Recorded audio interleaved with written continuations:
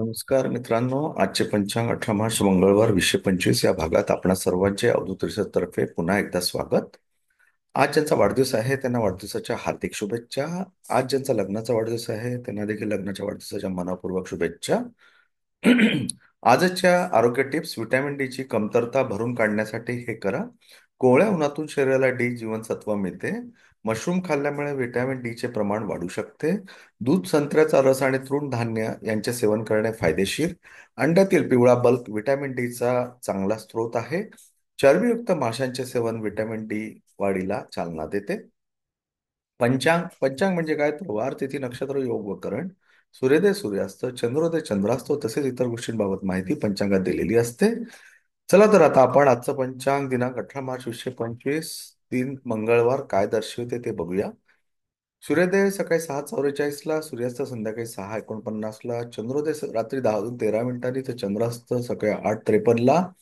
मास फाल्गुन, पक्ष कृष्ण, तिथी चतुर्थी जी रात्री 10:09 आहे. नंतर पंचमी तिथी सुरू होणार. नक्षत्र स्वाती जे 5:52 संध्याकाळपर्यंत राहणार आहे. योग व्याघात संध्याकाळी 4:44 त्यानंतर हर्षण योग सुरू होईल. करण बव जे सकाळी 8:51 आहे. त्यानंतर बालवकरण सुरू होईल जे रात्री 10:09 राहील व त्यानंतर कौलवकरण सुरू होईल.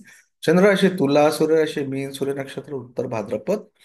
शुभ समय ब्रह्ममुहूर्त सकाळी 5:09 ते 5:57.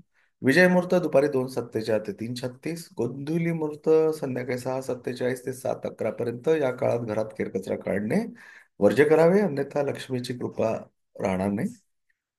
अशुभ समय राहू काळ सकाळी दुपारी 3:48 ते संध्याकाळी 5:18. गुलिक काळ दुपारी 12:47 ते दुपारी 2:17. यमगंड सकाळी 9:45 ते 11:16.